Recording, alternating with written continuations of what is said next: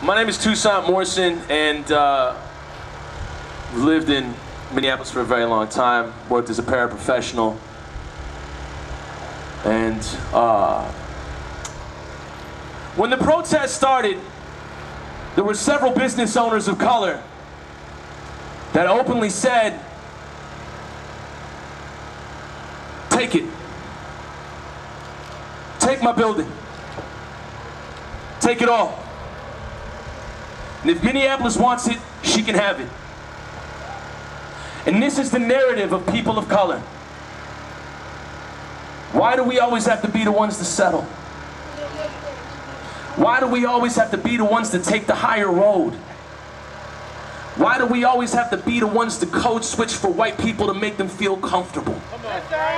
Why do we always have to be the ones to set the example of how to be? If white people in this city, in this state, don't know how to act or how to be uncomfortable or how to lose their privilege or how to have a conversation, why do we have to be the ones to take and carry the load? These business owners said, "Take them." And the city did. They burned Denord, they burned Gandhi Mahal to the ground, and they didn't shed a tear. They said, "Take it." Because something is wrong here. Something is direly wrong. Something is bigger than my business. Something is bigger than my money. That's right. Say that. And I'm going to bring it back to Calvin, because that's what this is about. I'm not going to run away with this on some tangent, but you need to know the narrative of this city. You need to know the narrative of it to understand why we got another picture of a black man that we got to come out here and cry for and demand justice. You had people singing "Defund the Police." You had people singing "Disband the Police." You had people singing "Change the Charter." Why didn't they say change the charter in the beginning? Because they didn't know how to defund the police in the first place. I'm saying defund city council, disband city council, change the council. I don't want these people at the table anymore. I don't feel comfortable with them. Matter of fact, I don't feel safe with them. Because a white man can shoot a shotgun out of his damn building, kill a black man, walk out 2 days later.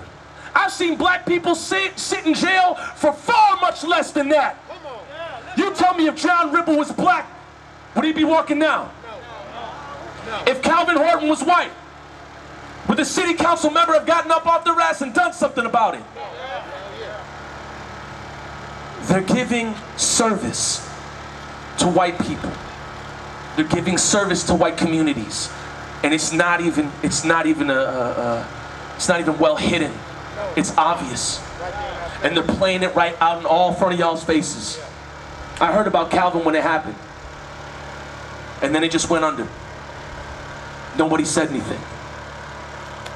And you got to think about Calvin's family. You got to think about if somebody took one of your family members. You got to think about if that was your brother, if that was your father, if that was your nephew. How would you grieve knowing that an entire city had turned its back on it? And I'm gonna say this. It shouldn't have to be a family member for you to stand up for somebody that's been unjustly killed in your city of Minneapolis. It shouldn't have to be your brother. It shouldn't have to be your father. They shouldn't have to be white for you to care. They shouldn't have to be white for city council to do something. That truth. They shouldn't have to be filmed for city council to do something. How many weren't filmed? How many weren't talked about? How many didn't make the headlines? How many just went under without anybody talking about it? White people, you have to start questioning all of your leadership, because the whole table of the city council, they gotta go. And they're gonna be fine. They're gonna get jobs somewhere else. But I'm gonna tell you this right now, they're not gonna have to stand up here and beg for somebody to pay attention to their loved one that was shot by a shotgun from a white man that lives in Wisconsin, comes out here and makes money off of black folks. This is modern day colonization. This is modern day gentrification. This is modern day lynching.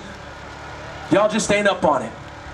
Y'all are just comfortable with it because it's on the side of the city that you don't walk on. Y'all are just comfortable with it because it's a black face that you don't know. Y'all don't have to care about it because Lisa Bennett didn't say nothing about it. Y'all don't have to care about it because City Council didn't say nothing about it. Y'all don't have to care about it because there ain't a hashtag up for it yet. You need to start believing black people. You need to start believing black women. You need to start listening to black families. That's right. That's right.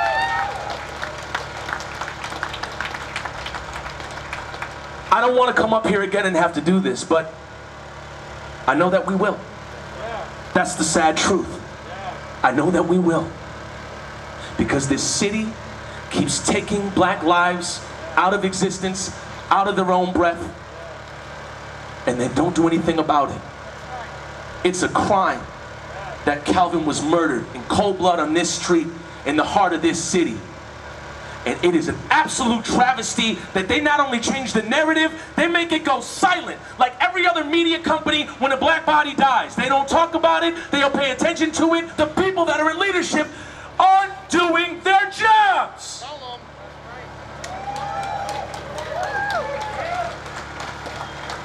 If you want to defund the police, why don't you start with defunding the private security for city council that doesn't do shit for somebody like Calvin Horton? Start there. $90,000 a year plus, and they can't even pay attention to a father, a son, a brother, a family member, a stand-up man. They won't pay attention to him. And it doesn't happen until we take to the streets. They don't do their jobs until we hold them accountable. They don't do anything until we bring up their names. They don't say something until we pull up to their house. This is how these people work. Integrity is when you do the right thing when nobody's looking. This city's leadership doesn't have a lick of it. It's time for you, specifically white people, to start looking up the city council's names, making phone calls, because they don't seem to listen when this happens. They don't seem to listen to us. Maybe they'll listen to you. Maybe Lisa Bender will listen to her white renters paying $900 and $1,500 a month because they don't care about black folks on Lake Street. Maybe Alondra will listen to white folks starting to pipe up because they don't listen to black folks. We need you to do something. We need you to say something. We need you to take action. Not today, not this weekend, not next month, for the rest of your damn life. Keep it going. Because we don't have another Calvin Horton to lose. This family doesn't have another Calvin Horton to lose. We don't got another one to lose. Let's do something.